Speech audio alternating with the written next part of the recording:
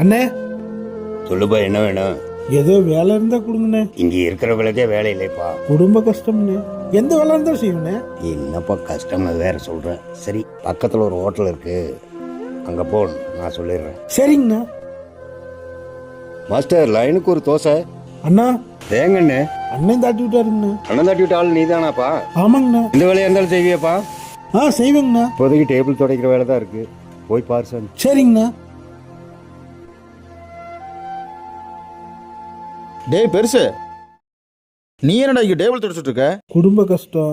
அப்பா குடிச்சு குடிச்சு உடம்பு முடியாம இறந்துட்டாரு. தங்கச்சி வேற நான் தான் படிக்க வைக்கணும். அதனாலதான். நீ தான் படிச்சுக்கலடா, படிச்ச படிப்புக்கேற்ற வேலை பார்க்க வேண்டியதாண்டா. நானும் நிறைய பக்கம் வேலை கேட்டுருந்தேன். இந்த காலத்துல படிச்ச படிப்புக்கு கூட வேலை கிடைக்குது. அப்பா இல்ல, குடும்பத்தை நான் தானே பார்த்தாங்கன்னு.